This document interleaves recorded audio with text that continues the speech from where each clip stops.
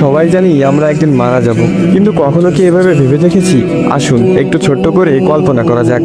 ধরুন আপনি মারা গেছেন, আপনাকে কাপড় দিয়ে ঢেকে রাখা হবে, আপনাকে সবাই দেখতে আসবে, সবাই কান্নাও করবে, আর কয়েকজন মানুষ খুবই তাড়াতাড়ি করে কবর করতে শুরু করবে আপনাকে কবরে রেখে আসার জন্য।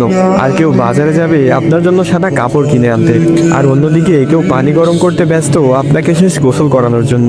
পানি গরম করে আপনাকে একটা খাটে শুইয়ে গোসল করানো হবে, তারপর আপনাকে একটা সাদা কাপড় পরানো হবে, সাথে একটু সুগন্ধিও লাগিয়ে দিবে। আর ওইদিকে কবরও তৈরি হয়ে গিয়েছে।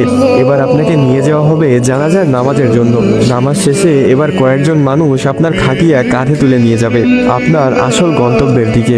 কবরে নিয়ে গিয়ে দুইজন মানুষ আপনার কবরে নেমে আপনাকে খুবই আলতো করে কবরে শুইয়ে দিবে, সাদা কাফনে মোড়ানো লাশের বাঁধনগুলো খুলে দিবে আর মুখটা বের করে দিবে। তারপর তারা উঠে আসবে আপনাকে একা রেখে।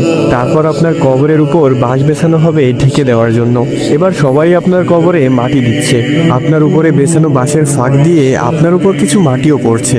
এবার মাটি দেওয়া শেষে সবাই দোয়া করে চলে যাচ্ছে সেই 3.5 হাত অন্ধকার ঘরে আপনাকে একা রেখে। এই সব কিছুই আপনি বুঝতে পারছেন, দেখতেও পাচ্ছেন, আর হয়তো খুব চিৎকারও করছেন, কিন্তু কেউ আপনার চিৎকার শুনতে পায় না, দেখতেও পায় না। এবার শুরু হবে আপনার দীর্ঘস্থায়ী কবরের জীবন। কিছুদিন পর ধীরে ধীরে সবাই আপনাকে ভুলে যাবে, আপনজন, বাড়ির লোক সবাই সুন্দর আনন্দেই জীবন কাটাবে। সবকিছু ঠিক আগের মতোই চলবে, সব থাকবে, শুধু থাকবেন না আপনি।